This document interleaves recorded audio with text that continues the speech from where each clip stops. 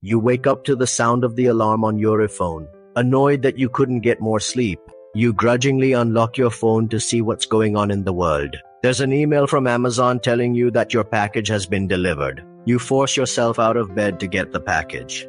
It's some Johnson & Johnson medicine you ordered the night before. The wonders of overnight shipping. You think to yourself. You glance across the room to see the clock. It's and you have to be at work by. Flustered. You open your Microsoft computer to answer some work emails before getting dressed. There's no time to cook breakfast, so you'll just grab something at McDonald's on your way to work. What if I told you that every single company you just interacted with in the first hour of your day is heavily influenced in large part by one company, BlackRock? Now I'm sure you've heard all about BlackRock. There are dozens of videos here on YouTube that talk about how it's the company controls the entire world. But the reality is far less glamorous. Here is why everything you've heard about BlackRock is wrong. Before we talk about that, let's talk about data. Every time we browse on the internet, companies collect an insane amount of data from us, information which is then sold to data brokers, who in turn sell it to the highest bidder or just lose that information in data breaches. According to a report from the Identity Theft Resource Center, there were more breaches in than in, and that number is only going up. A few months ago, my friend got an email telling him that his information was released in a data breach from a company he had never heard of before. Because they control such an incredible amount of their stock, it's possible that companies want to keep in BlackRock's good graces, so they don't pull their investments. Now, while BlackRock might not be the evil company some people try to make them out to be, the truth is, there's still something very shady about them, their hypocrisy. BlackRock was founded years ago by Larry Fink. He grew the company from $1 million in value to $1 billion in just 5 years, primarily by managing money invested by large institutions like pensions, university endowments, and substantial fortunes invested by the uber-rich. Today, Fink serves on the Council on Foreign Relations and the World Economic Forum, commanding the attention of business tycoons and political leaders around the globe. And his company is on the cusp of consolidating so much power it could, essentially, control the world. The financial crash turned out to be an incredible opportunity for BlackRock. It secured an uncontested contract to control many of the banks that had collapsed. That gave Larry Fink, who was already incredibly wealthy, even more power, and a direct line to the American government. The same thing happened during the early days of the pandemic, when the government called in BlackRock to protect the Federal Reserve from financial fallout. Periods of economic uncertainties like these were key to BlackRock's rise to power. As the famous saying goes, with great power comes great responsibility, and BlackRock would like you to think they're being responsible. In the summer of while the world was angry about the murder of George Floyd, BlackRock came out with a statement saying that companies had to serve a social purpose and that they would be giving every company an ESG, or environmental, social, and governance score. Companies that promised more diversity in hiring and leadership or offered environmentally friendly policies and technology received higher scores than companies that didn't. Although this concept has been around since BlackRock became the loudest proponent of ESG investing in all honesty, it worked. Before this statement, ESGs were mentioned in fewer than % of earnings calls, but by May that number rose to around %. And it has since remained the fastest growing segment in the asset management industry. People are more concerned about the environmental and social impact of companies. This is a good thing, right? Socially responsible companies get the upper hand? In an ideal world, yes. But we all know that the world we live in is far from ideal. While there has been some positive improvement, the main result of BlackRock's ESG statement has been a massive surge in companies participating in practices like greenwashing, pretending they're more sustainable, diverse, or responsible than they really are. It's also exposed the hypocrisy of BlackRock itself. Because while it claims to champion ESG investing, the company remains the world's largest investor in fossil fuels and war profiteering, and maintains a pretty friendly relationship with human rights violators, promoting ESG investing on the one hand, but on the other, unwilling to stop investing in oil and gas or pull out of companies with questionable human rights practices. We see this time and again from BlackRock. They do something that seems like they're moving in the right direction in the eyes of the public, but behind the scenes, they're unwilling to tamper with their investments, even if it's for the greater good of society. Take climate change, for instance. BlackRock says that climate risk is investment risk, meaning that investing in companies that aren't creating policies to help address climate change is a risky move. And BlackRock actually did do something about this by helping shake up the board of ExxonMobil and installing new members who promised to take action on climate change. Previously, the oil and gas behemoth was responsible for % of the world's emissions. Now, there are new self-imposed mandates to help reduce that over time. This is a great move by the company, no doubt. But the fact that it's still the world's single biggest investor in fossil fuels makes this feel more like virtue signaling than actually trying to make meaningful change. The hypocrisy doesn't end there. As mass shootings continue to end lives in the U.S., BlackRock has spoken out against gun violence and said that gun manufacturers should do more to protect the lives of the American people. But who's the largest investor in gun manufacturers? You guessed it, BlackRock.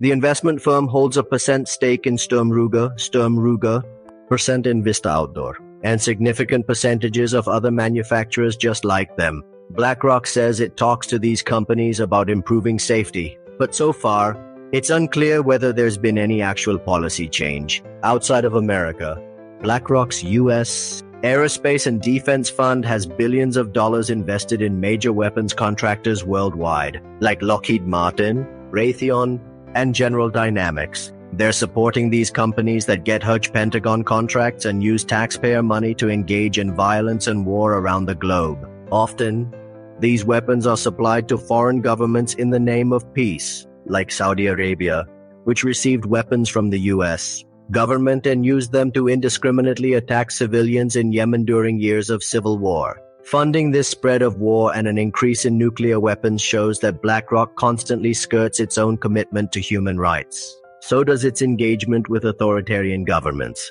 BlackRock is officially the first global asset manager to have access to China's mutual fund, leaving critics wondering, what did Fink promise Chinese President Xi Jinping to allow him access to the Chinese Communist Party's funds? To be fair, BlackRock isn't the only investment company out there looking to do business with China, but because of its widespread power, it's been the most successful in gaining a foothold in the controversial territory, which is surprising, especially for a U.S. company. This power has also made it a major player in the war in Ukraine. As we saw in China, despite its emphasis on ESG investing, BlackRock has a tendency to overlook human rights in favor of monetary gain. The British pensions that BlackRock controls alone have contributed billions to Russia. After Russia's annexation of Crimea in a precursor to what would become the now more than year-long war in Ukraine, BlackRock reconsidered some of its investments in Russia. But just 1 year later, it was back to being among the top shareholders in the country's biggest corporations. Even when it became clear that Russian President Vladimir Putin was planning an invasion last year, BlackRock didn't budge. Like most other Western firms, it did eventually pull assets out of Russia once the war started. But think about all the money it flooded into Russia over the years. Money that the authoritarian government controlled and used in its expansion mission that led to this deadly war. All of this begs the question, how did one company gain this much global power and influence? Well, it started with technology. BlackRock's business is built on ETFs or exchange-traded funds. An ETF contains diversified investments to reduce an investor's risk. Rather than buying stock in a single company, you're investing in a fund that buys stocks, commodities, and other securities. This practice proved to be very lucrative for BlackRock and its investors thanks to a portfolio management software it created called Aladdin. Aladdin predicts the possible outcome of every investment and collects information and personal data on everyone who has ever knowingly or unknowingly given BlackRock money. This allows the software to predict how likely it is that a specific investment will fail. Eventually, this technology put Fink and BlackRock on top, making the company the go-to firm for ETF investing, which keeps getting more and more popular. Global ETF assets could explode to trillion by meaning trillions more for BlackRock. But we don't need to wait until to see the effects of the power BlackRock has.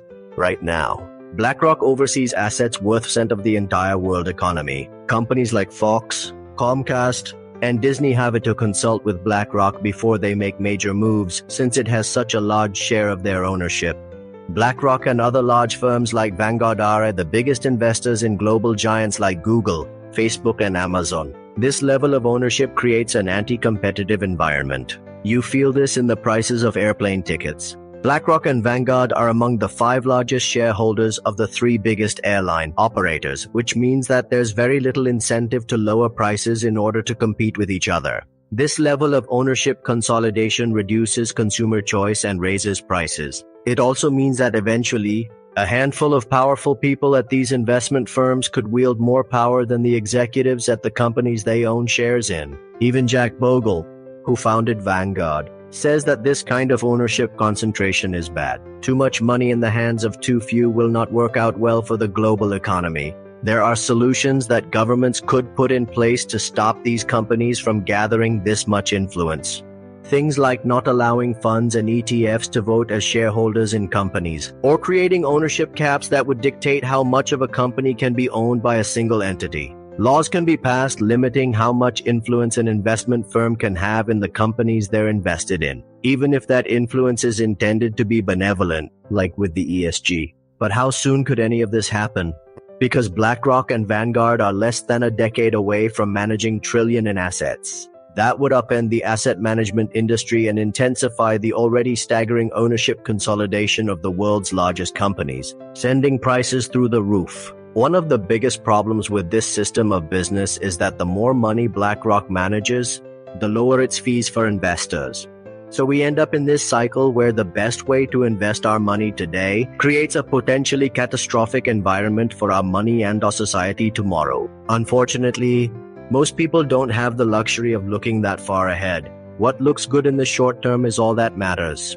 And that is how BlackRock thrives. It hopes you'll overlook its hypocrisy around the environment, diversity, and human rights because it puts out statements about being a responsible company. Its future hinges on its investors not caring about these things. The problem is that many of its investors don't even know they're investors. They're simply part of a pension fund or an endowment that BlackRock manages. There are smaller funds that do support ESG investing without conflicts of interest, and there are options, like managing our own shares, that help us avoid the moral pitfalls of large companies like BlackRock.